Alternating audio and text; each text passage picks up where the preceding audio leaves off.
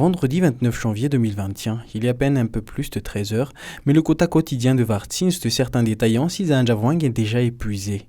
Ils ont pourtant commencé à proposer le produit sur son étal qu'à 11h30. En moins de 2 heures, il a tout écoulé. Il faut dire que face au coût actuel du riz, beaucoup de ménages attendaient que ce riz importé par le gouvernement, vendu à 500 ariary le kilo, soit sur le marché.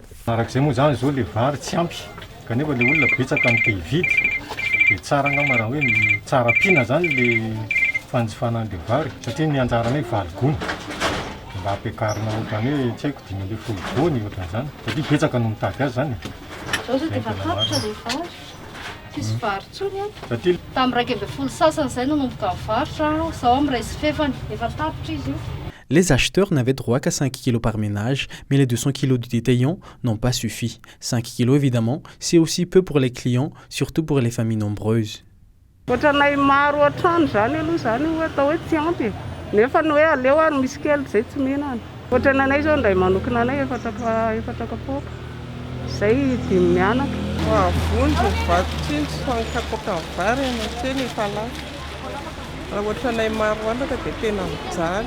Avec 7000 tonnes de riz pour la première vague, il n'y en aura pas pour tout le monde si le produit n'est pas rationné. Le gouvernement a donc préconisé que chaque famille n'ait droit qu'à 5 kg de Vartsins par semaine. Et pour éviter que personne n'ait obtenu plus, le carnet de Fouktan est exigé à chaque achat.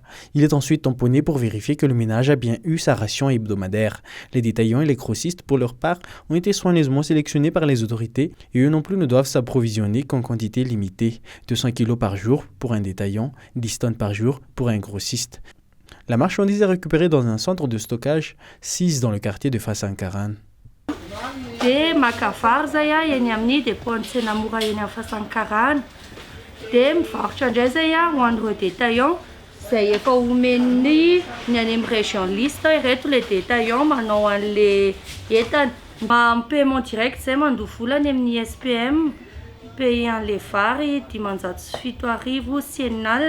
Dia zay no maka an'le vary ihany ny transport zany rehetrarehetra tsy etoany mandrapatonga ny vary ety.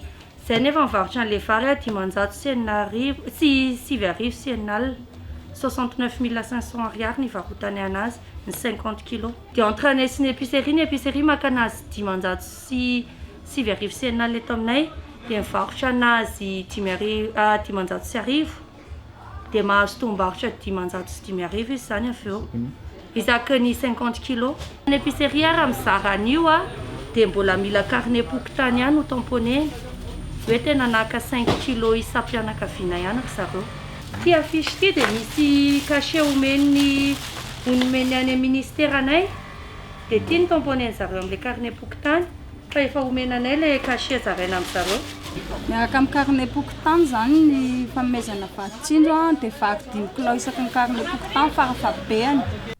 Pour cette première journée, la distribution s'est faite dans le calme. L'organisation recommandée par le ministère semble avoir été suivie à la lettre, même si les 984 points de vente indiqués n'ont pas tous ouvert ce vendredi. Les grossistes espèrent qu'en fonction de l'évolution du nombre des acheteurs et des rapports transmis au ministère, les quantités évolueront aussi.